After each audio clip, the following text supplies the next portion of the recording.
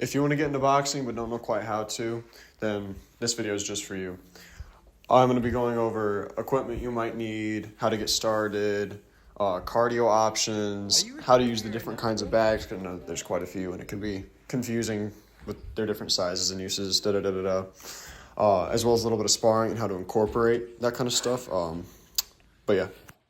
Starting off with equipment, you're going to need a pair of boxing shoes or just athletic shoes in general, a mouth guard if you're going to spar, hand wraps to make sure your wrists don't bend and get injured, a helmet if you want to use it for hard sparring or light sparring if you're worried, boxing gloves if you're going to be hitting bags or sparring, as well as a jump rope, which you can get practically anywhere, just for cardio.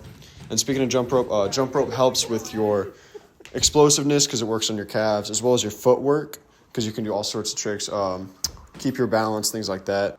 If you look at videos of boxers who compete, you'll almost always see them jumping rope before their fights because it just really helps all around. As well as running. Running is great to keep your cardio going because sparring can be really hard endurance-wise, so you always want to keep that cardio up. A short run before practice always helps. When it comes to getting water or rest periods, I personally do one every 15 to 20 minutes if I'm just hitting bags or mitts, but always in between every single sparring round. Bags that look like these are called heavy bags. They're pretty common in almost every gym.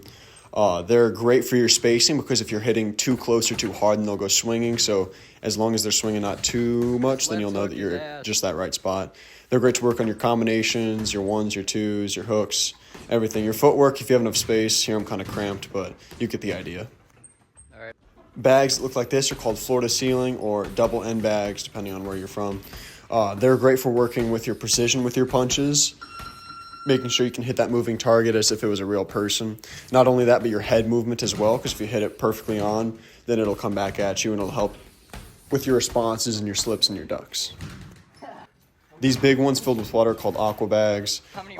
Don't trip yourself up like I did here. Kind of a dumb mistake, but you get the point. These are great depending on how high you can get your head movement in because you can duck under. This one's a little low, so I'm not able to do that. But these ones you can work your hooks and your ups a lot better since the bottom is cut off, helping you get those angles that you aren't quite able to get with heavy bags, but still able to hit it hard on like the double end bags. You can also hit these ones harder on like the double end and heavy bags just because of how much heavier these ones are. Unlike the next one, which is a speed bag. Speed bags are mainly focused on rhythm and hand-eye coordination. You can hit these with one hand to start off, just getting that basic circular motion going, or if you're more advanced, you can hit them with two, like you see Nick doing there. Lastly, we got sparring, which is what everybody's super excited to get into.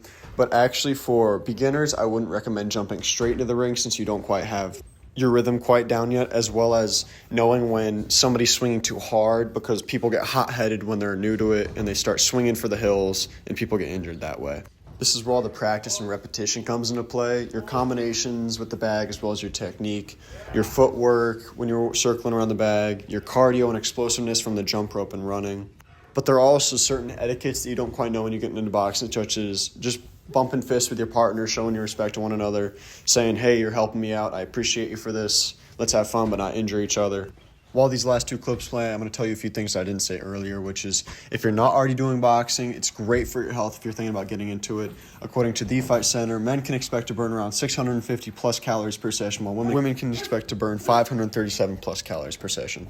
But not only is it good for you, but according to Statista, in 2023, approximately 8.4 million people in the U.S. above the age of 6 years old practice boxing, so it is not a small sport. But if you are worried about finding a gym nearby, IBIS World says there are 3,678 businesses in the boxing gym industry, so there will always be one near you.